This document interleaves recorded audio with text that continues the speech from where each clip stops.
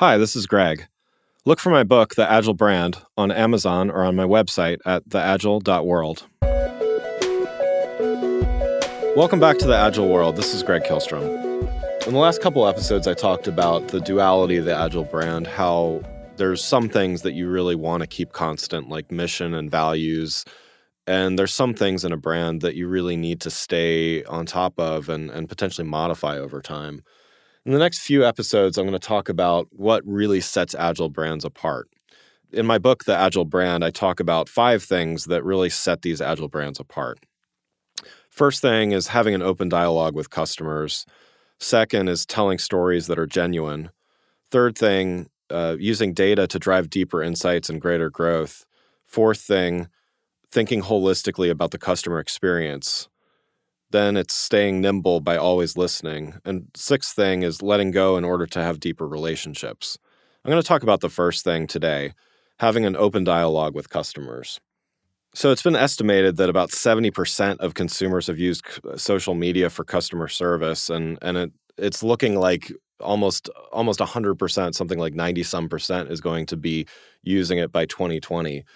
And while that's not the only way that a brand can have open dialogue with their customers, it's certainly a well-used one. I think the interesting thing about social media in general is that it can take both a public and a private form. So certainly you'll see a lot of times brands will, if someone makes a complaint or wants to talk with someone, a customer service representative, they'll say, direct message us for more details and stuff like that. But often enough, this customer service and this dialogue ends up playing out in real time and in public. And, we've seen some good examples of that. I'm sure we've seen, some of the recent airline examples where, whether it's video is taken of somebody being dragged off a plane or just, tweets back and forth about different things happening. We've seen the negative impact that this can happen, that this can have on a brand's customer service brand, I guess. But there's plenty of opportunity to actually use this for good. Showing how responsive you can be to someone's complaint or request is certainly, that is an opportunity for brands. And being able to offer things, I think when a brand surprises someone with something online, I think that's also an interesting opportunity where someone gets more than they were asking for, kind of giving above and beyond service.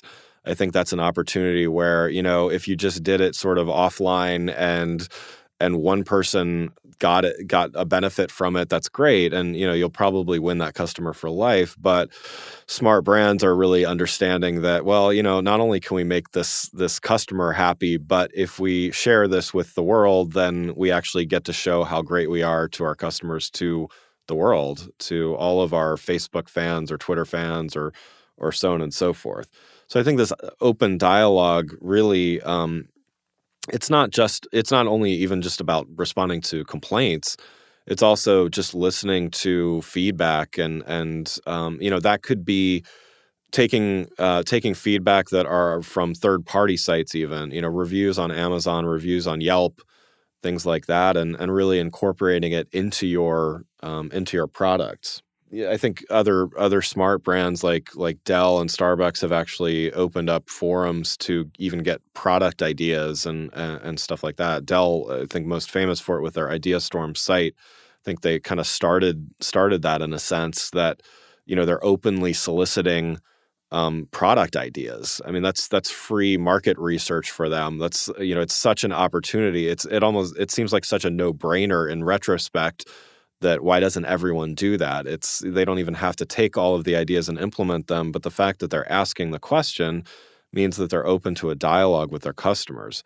I think that sends such an important message to customers that a company is actually willing to listen. They're wanting ideas, and when they implement them, even better. I mean, how great is it if you can see that your idea has been implemented by a brand that you've come to love and support and stuff like that.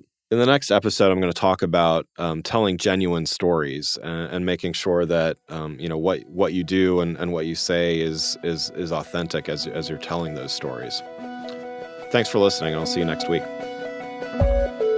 If you enjoyed this episode and found it helpful, please rate the show on iTunes or contact me through my website at theagile.world. You can find my books, The Agile Brand and The Agile Web, on Amazon and on my website at theagile.world.